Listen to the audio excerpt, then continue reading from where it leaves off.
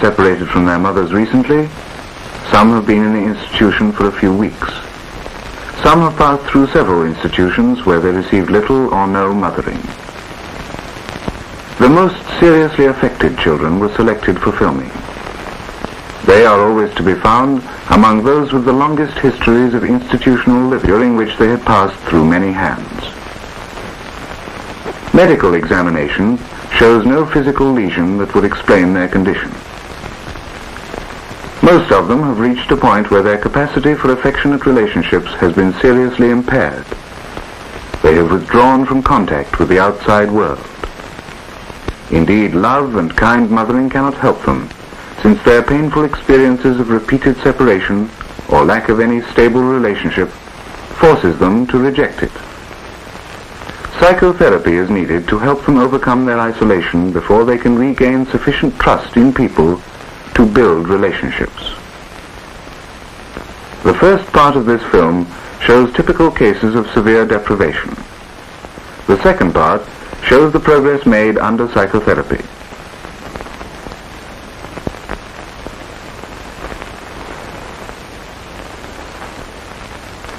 Lawrence sometimes remains like this for hours.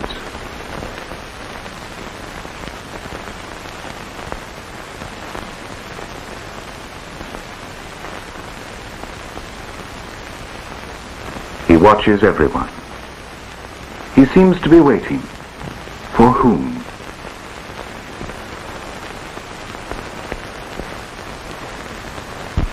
This boy is petrified. Only his eyes are alive. He hears a noise but hardly dare turn his head.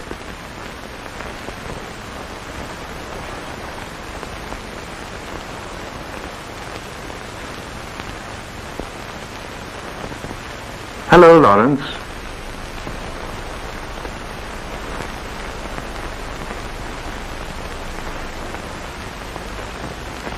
Do you want to come with me?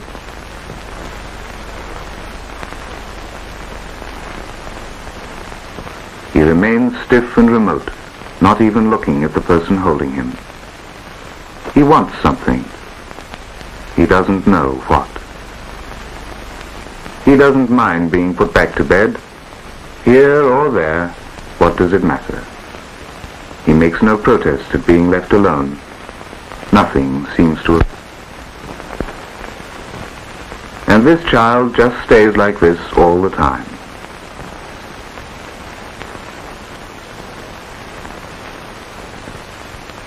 This little girl, though she looks happy, like Lawrence, doesn't look at the person nursing her. It seems impossible to make contact.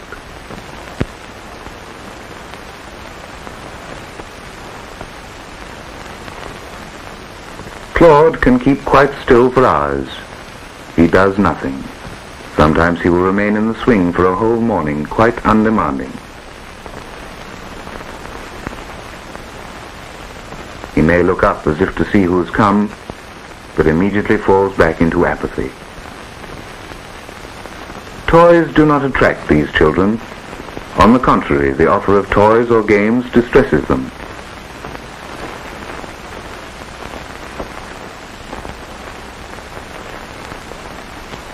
If approached, they shrink into themselves, like this boy.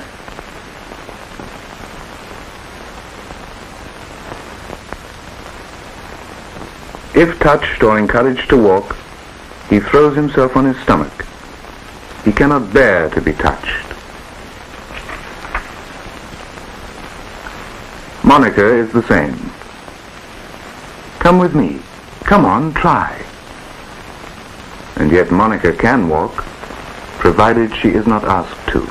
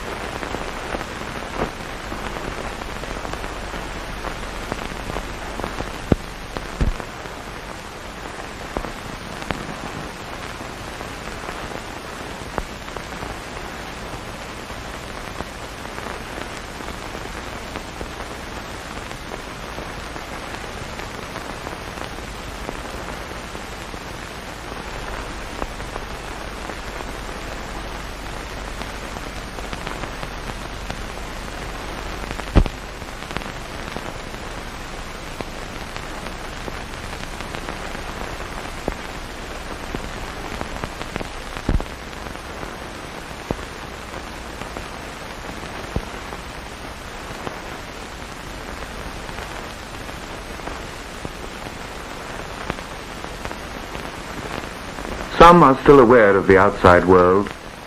Some are completely withdrawn.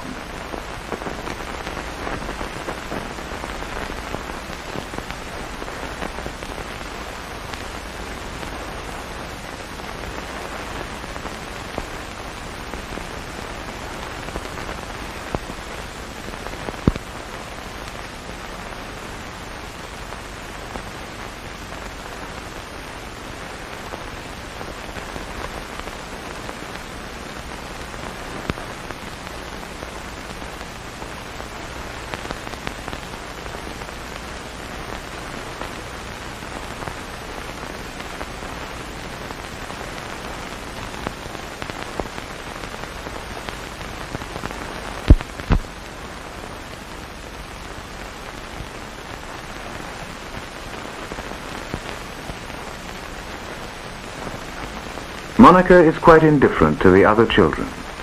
She never plays or associates with them. She just cannot be drawn out of herself. She is also very backward, to the point of being thought mentally defective. In order to make a diagnosis, Geneviève Rappel observes and studies her reactions. These games, used as tests, are usually great fun for children, whereas Monica is frightened. It is quite unusual that she even handles the bricks.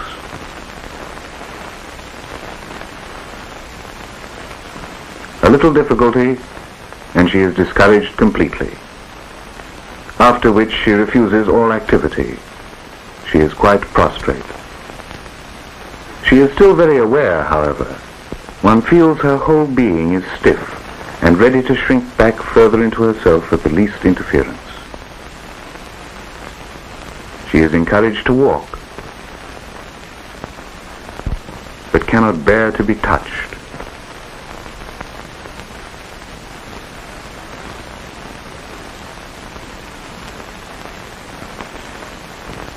No, the slightest approach, and she shrinks into herself again.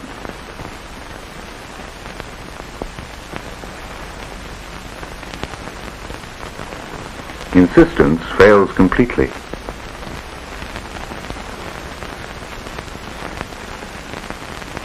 Repeatedly during the day, Monica has fits of anguish, sometimes for no apparent reason, sometimes because her isolation has been threatened.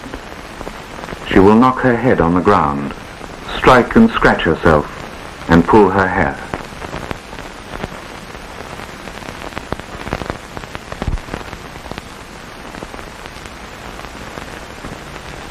Nothing consoles her.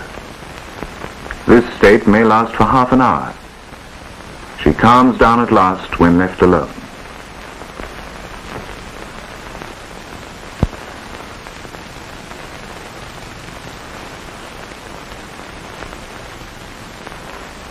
Monica has asked to be taken on her therapist's lap, but she cannot stand it for long.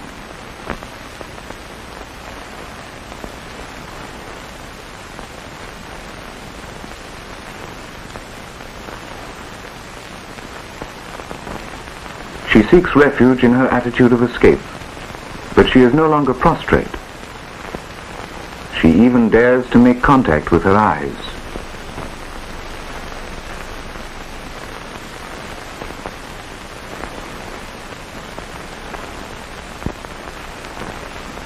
Her posture is no longer rigid. When called, she responds. Now she desires contact, and this brings her back. Do you want to come? No, the offer is still too much for her. And yet, how she would love to be cuddled.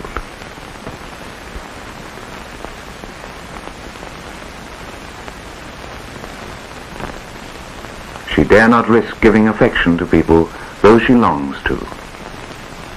See the tender look on her face as she rubs herself against the wall.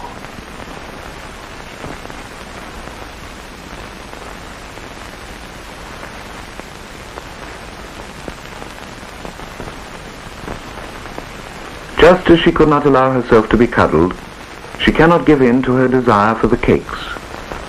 She is torn between desire and fear of gratifying it.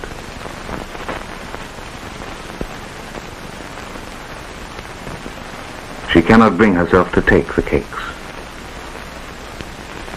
What she really wants is the bottle.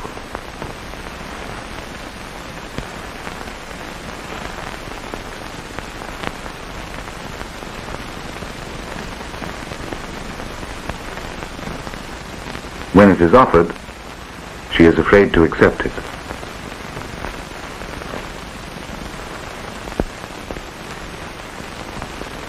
But she comes back to her therapist.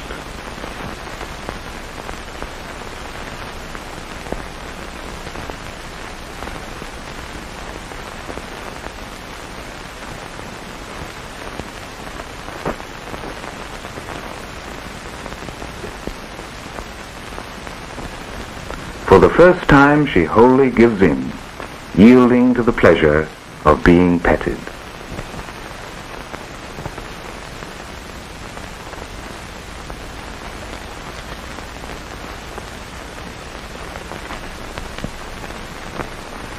Now Monica wants to be picked up.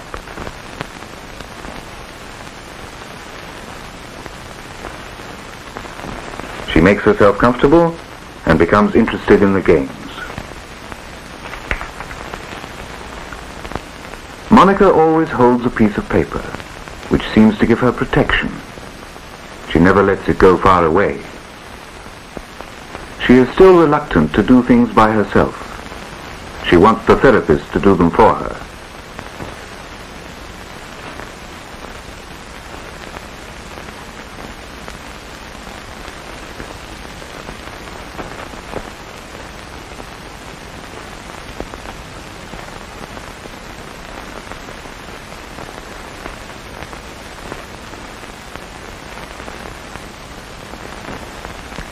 See what happens when her paper is knocked down. Quick, let's pick it up. There'll be no game without it.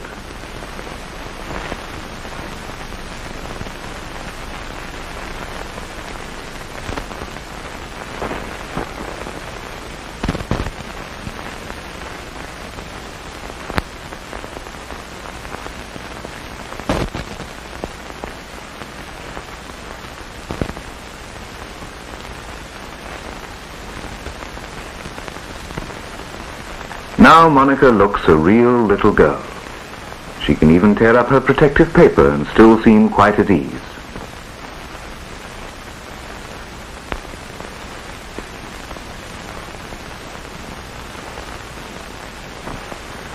As she plays, she needs and likes to keep in touch with Geneviève Rappel.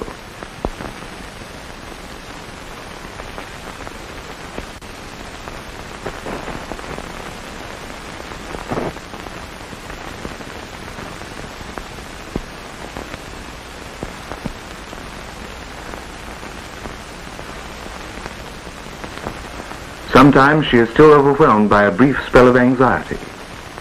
She hesitates, but it is soon over.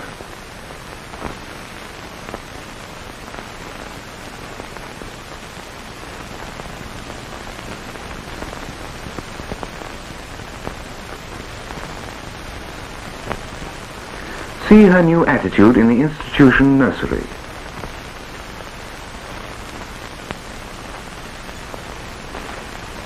She begins to be able to enjoy physical activity, but she is still passive and has to be stimulated.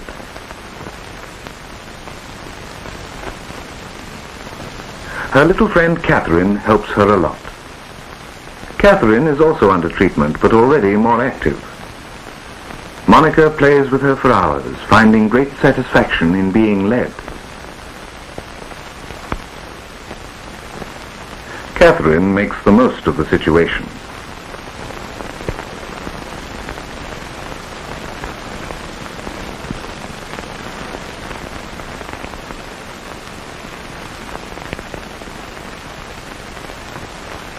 Monica still needs encouragement. She needs help even for things she likes. Come on, have a slide.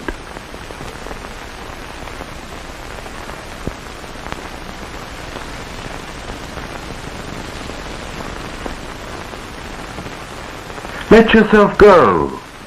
That's right. There is some joy in life after all.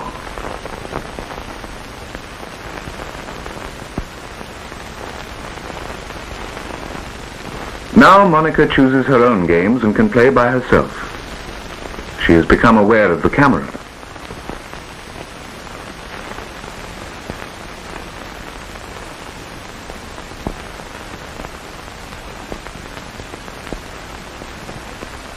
She easily joins in with others in the group and is reaching out to make contact.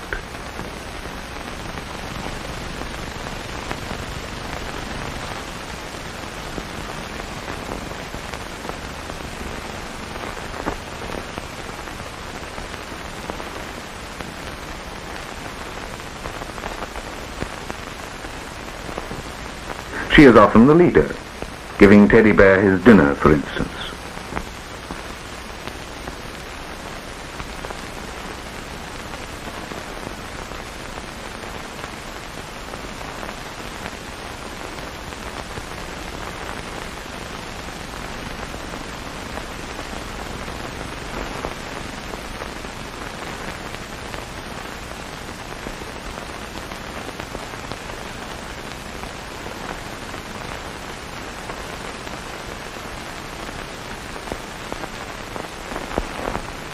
Her approach to adults is easier now.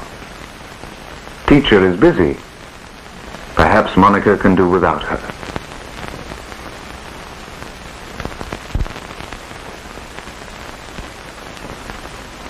Goodbye.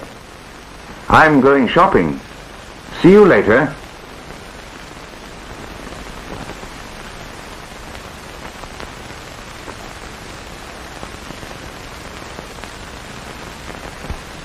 Deprived of her mother, Monica passed through many hands and had no opportunity to form a stable relationship. She became afraid to make any human contact. A foster home was tried, but she was found to be quite unapproachable and was sent for treatment.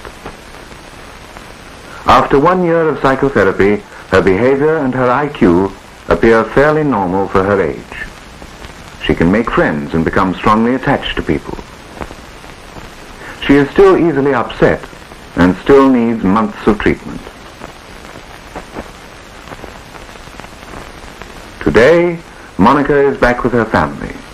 She is much better, but only time will show whether this recovery is maintained.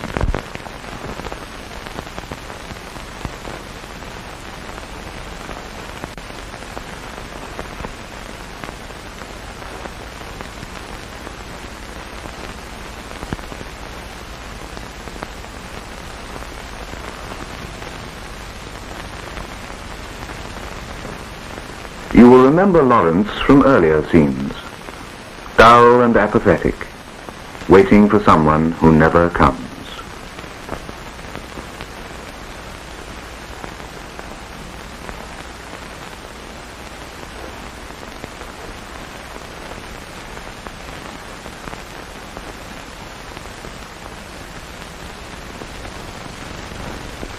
After 4 months' treatment, he likes playing.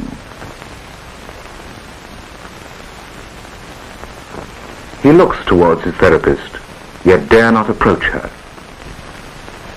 Though his activities and interests are fairly normal for his age, he remains quiet and reserved.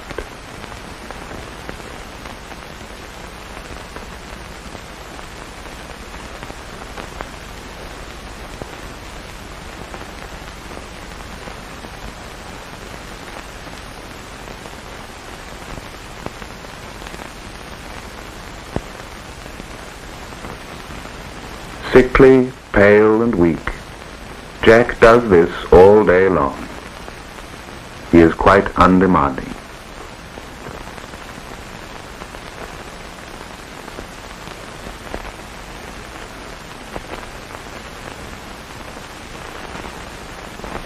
Ten months later, after 5 months' treatment, you can see his improvement. The improvement began as soon as he was able to form a relationship with his therapist. He grew and put on weight, although his diet and conditions remained the same.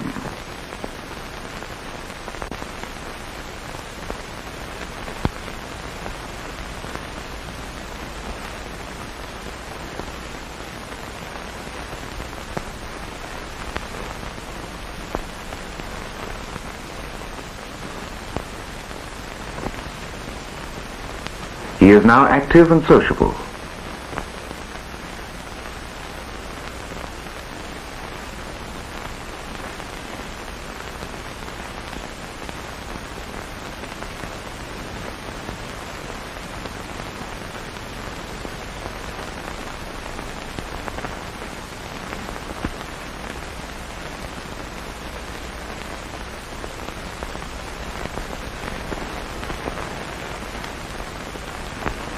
He can play alone.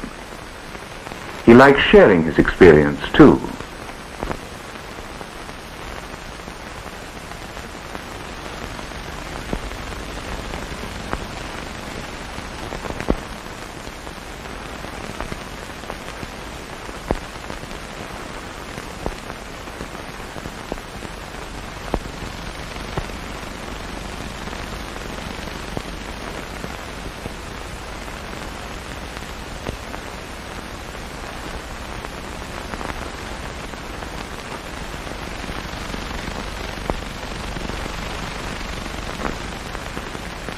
Christine is quite oblivious to all outside contacts. She was even thought to be blind and deaf, and is quite out of reach.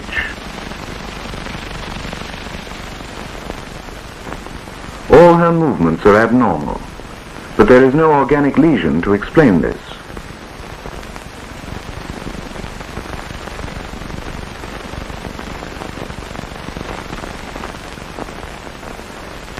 "11 months later, after 6 months treatment, it is obvious that Christine can see and hear. She has become conscious of the outside world.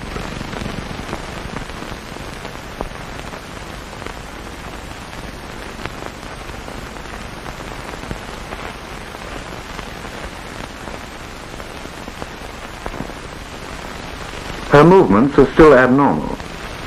She will need treatment for a year or two.